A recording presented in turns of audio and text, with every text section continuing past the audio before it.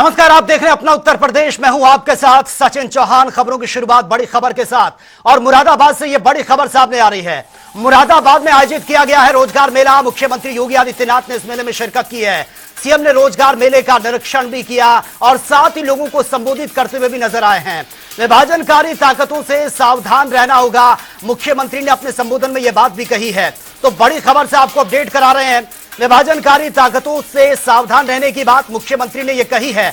मुरादाबाद में यह रोजगार मेले का आयोजन किया गया, जहां पर मुख्यमंत्री योगी आदित्यनाथ ने शिरकत की है और तमाम गणमान्य लोग भी उनके साथ मौजूद रहे। इस मेले में सीएम ने रोजगार मेले का निरीक्षण भी किया और साथ ही यहां पर जनता को संबोधित भी किया। ये तस्वीरें आपके सामने आप देख सकते हैं। मुख्यमंत्री इस रोजगार मेले में पहुंचे हैं, यहां पर निरीक्षण उन्होंने किया, साथ ही आम जनता को संबोधित करते हुए भी नजर आए हैं।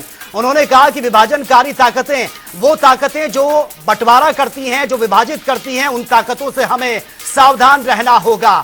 तो ये बड़ी खबर सामने आ रही है और मुख्यमंत्री के तमाम कार्यक्रम, और उन्हीं में से ये कार्यक्रम भी है रोजगार मेले का, जहां पर मुख्यमंत्री ने शिरकत की है। ये आप तस्वीरें देख सकते हैं और खुद यहां पर पहुंचे हैं, निरीक्षण उन्होंने किया है। तमाम जो स्टॉल्स यहां पर लगाए गए हैं, एक एक स्टॉल्स में खुद मुख्यमंत्री यहां पर पहुंचे हैं और जानकारी भी उन्होंने ली है और साथ ही आम जनता को संबोधित करते हुए भी नजर आए हैं, जहां पर उन्होंने ये स्टेटमेंट भी दिया कि विभाजनकारी जो ताकतें हैं उनसे हमें सावधान रहना होगा।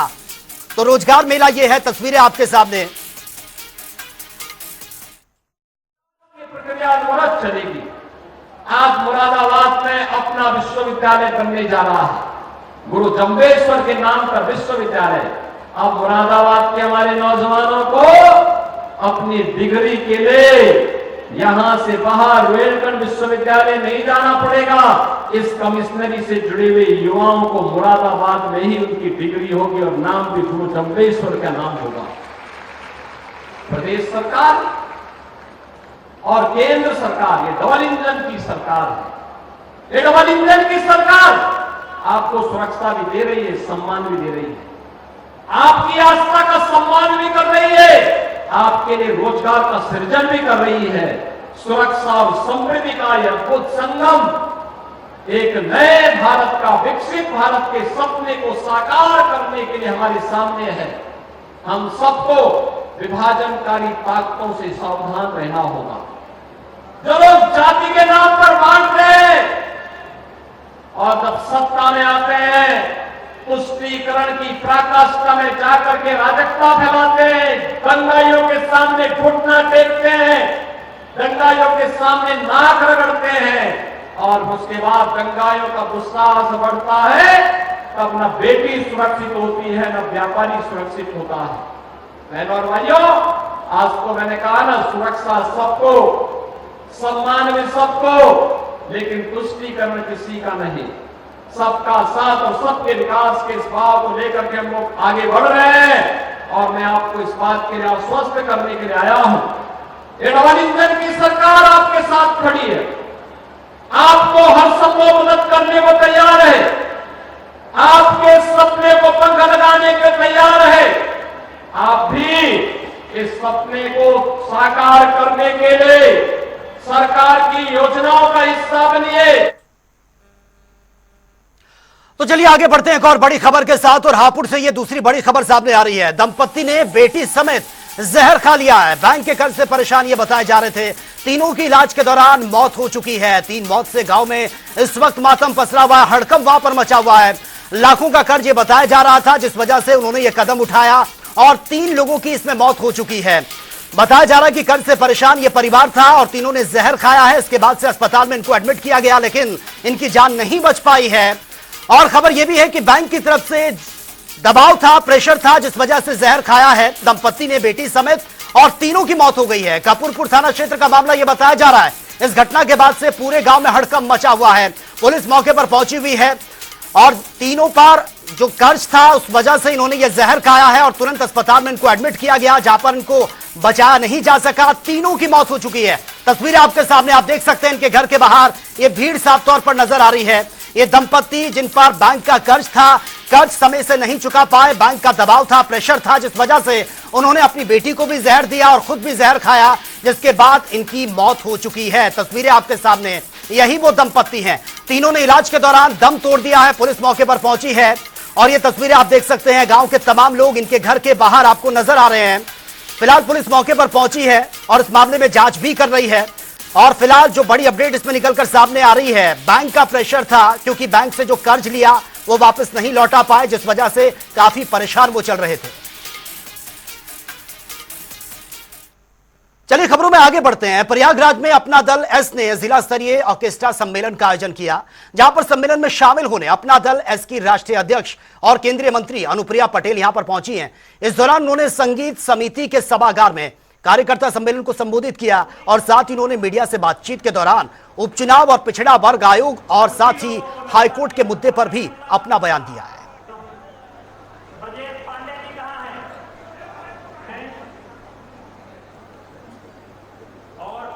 तो उपचुनाव को लेकर भी ये प्रतिक्रिया उन्होंने दी है। अनुप्रिया पटेल यहां पर पहुंची हैं संगम नगरी। ये कार्यक्रम का आयोजन यहां पर ये किया गया है, ऑर्केस्ट्रा सम्मेलन का आयोजन ये हुआ है और खुद यहां पर केंद्रीय मंत्री ने इस कार्यक्रम में शिरकत की है। आप तस्वीरें देख सकते हैं, तमाम लोग उनको सुनने के लिए यहां पर पहुंचे हैं।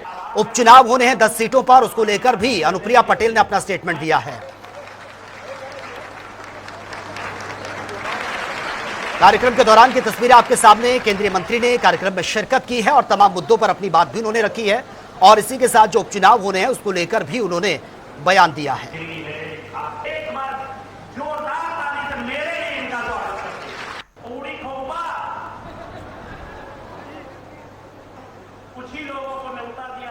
तो उपचुनाव को लेकर यह स्टेटमेंट दिया है अनुप्रिया पटेल ने। तस्वीरें आपके सामने आप देख सकते हैं, प्रयागराज में यह कार्यक्रम किया गया था, ऑर्केस्ट्रा सम्मेलन कार्यक्रम, जिसमें तमाम गणमान्य लोग यहां पर पहुंचे हैं और केंद्रीय मंत्री अनुप्रिया पटेल, उनको भी यहां पर इस कार्यक्रम में निमंत्रण दिया गया था, वो भी यहां पर पहुंची हैं और आम जनता को संबोधित करती हुई भी वो नजर आई हैं। और साथ ही जो 10 सीटों पर उत्तर प्रदेश में उपचुनाव होने हैं, बाय इलेक्शन होने हैं, उसको लेकर भी उन्होंने यहां पर आम जनता को संबोधित किया है।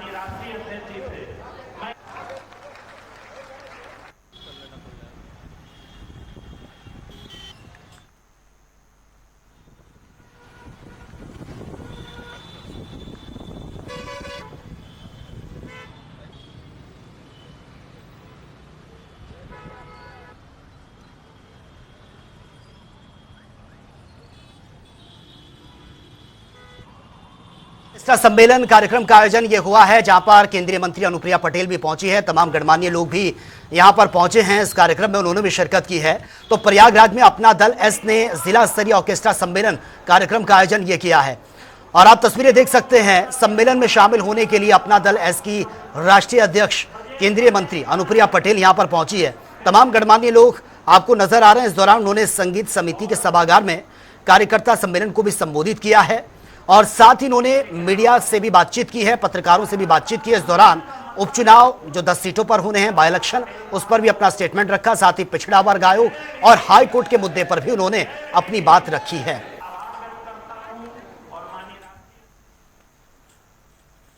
चलिए खबरों में आगे बढ़ते हैं। प्रयागराज में आजाद हिंद फौज की कई प्रतिमाएं बुरी तरह से इस वक्त खस्ता हाल बनी हुई हैं और कई जगहों पर वो टूटी हुई हैं। इससे पहले भी सौंदर्यीकरण के दौरान इन प्रतिमाओं का बुरा हाल हुआ था। हालांकि अब वहीं पीडीए ने इन प्रतिमाओं को सही करने का जिम्मा उठाया था। दर्जनों भर से अधिक एचडी कैमरों की निगरानी और 24 घंटे पुलिस की मौजूदगी यहां पर रहती है। इसके बाद भी इन प्रतिमाओं की हालत खस्ता हाल बनी है, जिसको लेकर प्रशासन की कार्यप्रणाली पर उठ रहे सवाल से हमारी ये रिपोर्ट आप देखिए।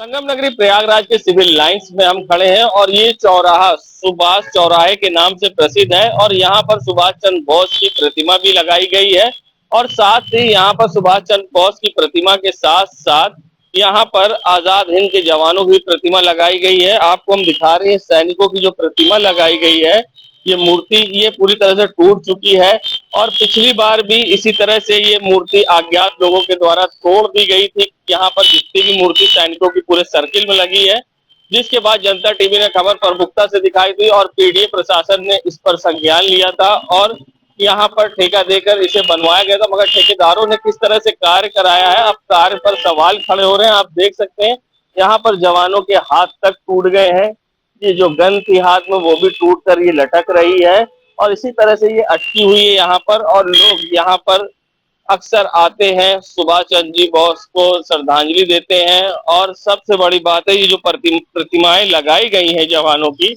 आपको दिखा रहे हैं एक नहीं, यहाँ पर 5-6 प्रतिमाएं हैं जो सभी हर तरह से टूटी हुई हैं और पीडीए इस पर अब फिर से ध्यान नहीं दे रहा है।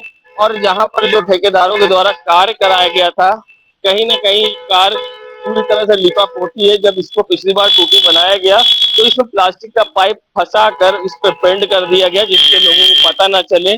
फिलहाल ये सारी प्रतिमाएं टूटी हैं और अब देखना होगा कि इस पर पीडीए किस तरह से ध्यान देता है और इसको सही तरीके से इसकी मरम्मत कराता है, या फिर ये कार्य फिर भ्रष्टाचार के भेंट चढ़ेगा। ये अपने आप में एक बड़ा सवाल है, मगर अब देखना होगा ये प्रतिमाएं कब सही होती हैं और पीडीए इस पर कब संज्ञान फिर से लेता है। जनता टीवी के लिए सैयद मोहम्मद आमिर, प्रयागराज। चलिए आगे बढ़ते हैं। नरबख्शी भेड़िए के आतंक से पीड़ित ग्रामीण से मिलने एडीजी जोन गोरखपुर घटनास्थल पर पहुंचे हैं, जहां पर उन्होंने मृतक बच्ची के परिवार से मुलाकात की है और हौसला भी बढ़ाया। वहीं एजीडी जोन ने ग्रामीणों को यह हर संभव मदद का आश्वासन दिया। आपको बता दें कि भेड़िए के आतंक से अब तक लगभग दर्जन लोग घायल हो चुके हैं। यह रिपोर्ट आप देखिए।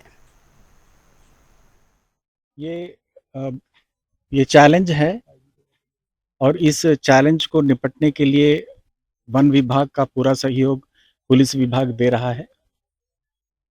इस नरबख्शी भेड़ियों को पकड़ने के लिए वन विभाग द्वारा रणनीति बनाई गई है। इसमें रोज चैलेंजेस आ रहे हैं और इस चैलेंजेस को निपटने के लिए पुलिस भी इनके साथ काम कर रही है। 33 ग्राम आइडेंटिफाई किए गए हैं और प्रत्येक गांव में हमारा एक हेड कांस्टेबल या कांस्टेबल वहां के चौकीदार और पीआरडी के जवान के साथ चौकन्ना है, रात में गश्त चल रही है। इसी तरह पूरी क्षेत्र को 7 टीमों में एसपी बहराइच ने 7 टीम बनाए हैं और ये 7 टीम इस पूरी क्षेत्र को रात भर कोम्बिंग कर रहे हैं। और ये एक स्पेशलाइज्ड इश्यू है, स्पेशलाइज्ड प्रॉब्लम है और जैसे कि भी आप जानते हैं ये 20 साल या 22 साल के बाद हो रहा है और इसको निपटने के लिए वन विभाग ने एक विशेष योजना बनाया है और उस योजना के तहत कार्रवाई अमल में लाई जा रही है। आदमखोर भेड़िए का बहराइच के महसी इलाके में आतंक लगातार जारी है। हालात यहाँ तक हैं कि कल रात उसने 1-2.5 से 3 साल की मासूम को अपना निवाला बनाया है। हम उस मासूम के घर पर मौजूद हैं और ठीक मेरे पीछे आप देख रहे हैं कि हालात यहाँ पर इतने दर्दनाक हैं कि कोई बात करने की स्थिति में नहीं है। परिजन बिल्कुल बेहोशी की हालत में है, उनको किसी भी प्रकार का कोई होश नहीं है। परिजन और भी जो घर के माँ बाप हैं वो इस स्थिति में नहीं है किसी से किसी भी प्रकार की बात कर सकें। और ये जो हमला हुआ है भेड़िया क्या, ये अपने आप में एक इतना रोचक कहानी कह रहा है कि सुन करके आप भी चौंक जाएंगे। यहाँ के उसके माँ बाप ने ये बताया हमें कि देर रात लगभग 3 बजे के आसपास उसकी माँ बच्ची को लेकर के सुला रही थी और अपनी बेटी को दूध पिला रही थी। जिस दौरान वो और दूसरी बेटी को दूध पिला रही थी उसी दौरान भेड़िए ने हमला किया और हमला करके यहाँ से बच्ची को उठा ले गया। और जब परिजनों को जानकारी हुई तो उन्होंने वन विभाग को फोन किया और वन विभाग का ड्रोन आया और ड्रोन के द्वारा ये ट्रेस हुआ। उस ड्रोन में दिखाई दे रहा था कि भेड़िया लगातार बच्ची को लेकर के जा रहा है और ये गाँव वाले लगातार उस भेड़िए का पीछा कर रहे थे। ये लुका छिपी का खेल काफी देर तक चला और उसके बाद फिर भेड़िया उस बच्ची को छोड़ करके भाग गया। और दुखद बात यह रही कि इतना सब करने के बावजूद उस बच्ची के प्राण नहीं बच पाए और वो मासूम उस भेड़िए का निवाला बन गई। हमारे साथ यहाँ के कुछ स्थानीय लोग हैं जो रात के उस भेड़िए को खोजने में शामिल भी थे और उस घटना के प्रत्यक्षदर्शी भी हैं। एक उसमें से ऐसे भी हैं जिन्होंने भेड़िए के साथ संघर्ष करके उस मासूम बच्ची को छुड़ाने का प्रयास किया। ये अलग बात है कि वो सफल नहीं हो पाए। हम इनसे जानते हैं कि पूरी घटना क्या है। क्या नाम है आपका? अच्छा, रात में क्या हुआ? तब रात में यह हुआ था तो यहाँ से तब हल्ला तब हुआ था तो हम कहीं यहाँ से तब हल्ला हुआ तो ड्रोन कैमरा हुआ तो उसके साथ साथ तब वैसे बताएं कि वहाँ जाओ। वन विभाग वाले बताएं कि जाओ वहाँ तहाँ बच्ची है और वहाँ कैमरा रुका, वहाँ जाओ। तो वहाँ गए तो वो तो लेके चल दिए, तो लेके पश्चिम का पूर्व साइड चल दिए, पूर्व साइड से फिर उत्तर मुख का चल दिए। तो वहाँ गए तो ये धान के खेत में तो वह पानी में छीने। यानी भेड़िया आगे भाग रहा था, आपको पीछे भेड़िए को देखा आपने? हाँ, भेड़िया कैसा था दिखने में? वो देखने में वो इतना बड़ा है और देखने में वो तब उसके लाठी मारा तो वो हमारे पास दौड़ गया। आइए और भी कुछ लोगों से जानते हैं जो इस घटना के प्रत्यक्षदर्शी हैं और रात में जो भेड़िए को खदेड़ा गया है उसमें वो शामिल थे। क्या नाम है? नीलेश कुमार तिवारी। अच्छा, क्या घटना हुई रात में? रात में घटना हुई, हमारे घर के बगल में एक घर है, कमल कुमार का घर है, उनकी बच्ची को भेड़िए उठा ले गया है और ये घटना लगभग 3:30 या पौने 4 बजे की है। हम लोग सो रहे थे और उसकी माँ ने अपने बच्चे को दूध पिलाया और दूध पिला करके उनको पिला दिया और दूसरी बच्ची को दूध पिलाने लगी। उसके पिताजी जगह बाहर गए तो उन्होंने देखा कि ये भेड़िया दरवाजे पर बैठा है। वहाँ से वो वापस आया और अपनी पत्नी से पूछा कि बच्ची कहाँ है, तो उन्होंने बताया कि बच्ची तो सो रही है। आप लोगों को कैसे पता चला? जब वो शोर मचाए, बच्ची को ना पकड़ के जब उसने शोर मचाया तो हम लोग जगे और दौड़े, मौके पर देखा तो ढूंढने लगे बच्ची को। भेड़िए को आपने देखा? बच्ची नहीं, बच्ची को हमने नहीं देखा, मतलब भेड़िए को हमने नहीं देखा बच्ची को ले जाते हुए, लेकिन उसके पिता ने पूछा अपनी पत्नी से कि बच्ची कहाँ है, तो उसने बताया कि बच्ची तो हमारी सो रही है। तो उसने देखा कि बच्ची नहीं है तो शोर मचाया और हम लोग जगे। जब हम लोग खोजने लगे और नहीं मिली, वन विभाग को फ़ोन किया गया, वन विभाग वाले आए, ड्रोन कैमरा आया, ड्रोन कैमरे की मदद से उसकी लोकेशन ट्रेस हुई और गांव से लगभग में 1.5 किलोमीटर दूरी पर वो बच्ची मिली है। बच्ची मिली है जी।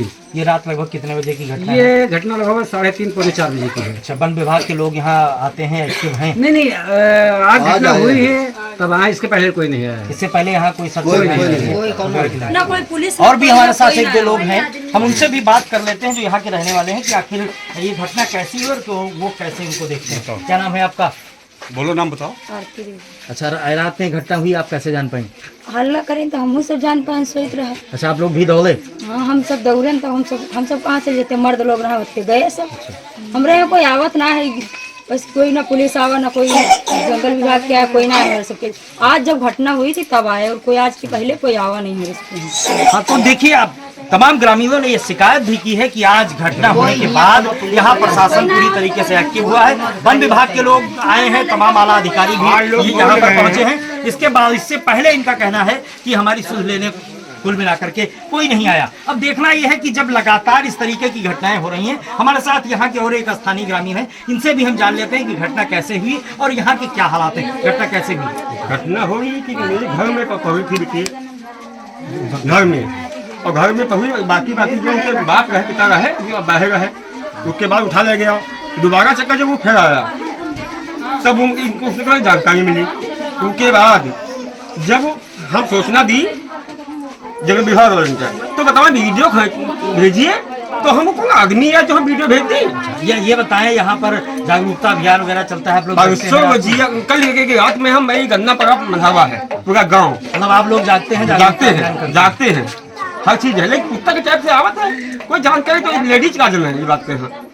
ठीक है, इनका कहना है कि जब ये कल रात में इन्होंने वन विभाग के लोगों को सूचना दी तो उन्होंने इनसे कहा कि पहले उसका वीडियो भेजिए तब हम पहुंचेंगे। हालांकि तमाम लोगों ने बताया कि सूचना देने के बाद वन विभाग की टीम तत्काल मौके पर आ गई थी और ड्रोन कैमरे से ही उस बच्ची को ट्रेस किया जा सका, अन्यथा हो सकता है उस बच्ची की लाश मिलने में भी काफी दिक्कत हो सकती थी। लेकिन ये हालात यहाँ के अब इतने भयानक हो चुके हैं कि महसी के आसपास के लगभग 3 दर्जन से अधिक गाँव पूरी तरीके से खौफजदा है, पूरी तरीके से दहशत में है। लोग अपने बच्चे को कैसे बचाएंगे, ये सवाल लगातार लोगों के मन में कौंध रहा है। हालांकि वन विभाग और प्रशासन ये बार बार कह रहा है क्योंकि वो अभियान चला रहा है और जल्दी ही भेड़ियों को पकड़ लेगा, लेकिन लगातार भेड़िया एक न एक मासूम को अपना निवाला बनाता जा रहा है। अब आखिर ये यहाँ पर ये सवाल है, ये सोचना होगा आखिर कि ये आखिर जो मौत का खेल है ये कब खत्म होगा। महसी में जो मासूमों की जिंदगी से आदमखोर भेड़िया खेल रहा है, इसका ये खेल कब खत्म होगा और यहाँ के लोग डर के साए से कब उभरेंगे। दिवाकर पांडे, जनता टीवी, बहराइच।